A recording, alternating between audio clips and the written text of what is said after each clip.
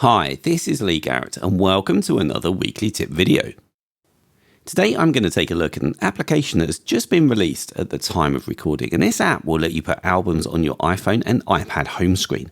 And what I love about it is the way that you can get it to mimic an old style vinyl collection of full albums. Now it's called Albums Music Shortcuts and it is pretty niche, but if you like music and you love listening to complete albums rather than playlists, I'm sure you're going to like it. And it's free.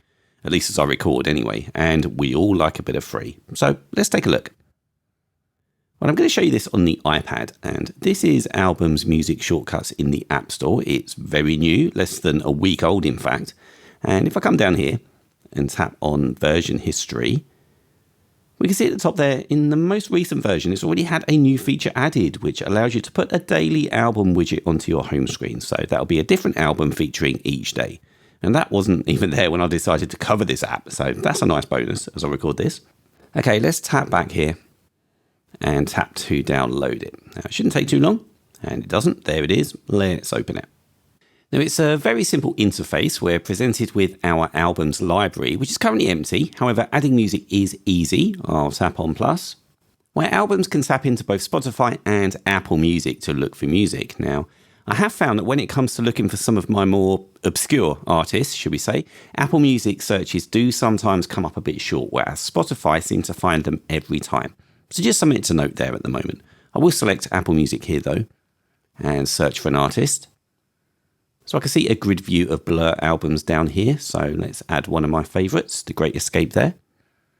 And it's added in. And let's do another. Modern Life is Rubbish, I think that was 1993 that came out, but certainly a very prophetic album title there. Okay, I'll tap done. And let's add a Spotify album in there now. So I'll search for Pulp.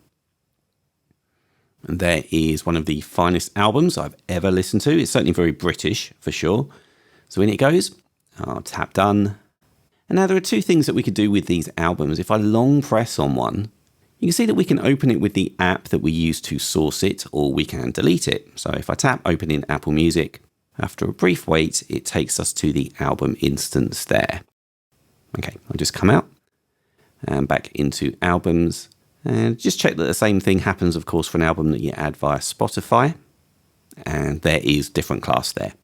Okay, once more back into albums. That's just a quick preview of one of this week's Apple-related tutorials from Screencasts Online. Screencasts Online is your premium source of Apple-related video tutorials. All of our members get access to brand new, up-to-date tutorials each week, as well as unlimited access to our entire video archive full of Mac and iOS-related tutorials. You can stream and download all of our videos on your Mac, iPad and iPhone, and even your Apple TV using the members-only Screencasts Online Apple TV app. Membership also includes a complimentary subscription to the digital Screencasts Online monthly magazine, published each month and packed with videos, articles, reviews, as well as hints and tips covering all aspects of the Mac, iPad, iPhone, and all of the other fantastic Apple products.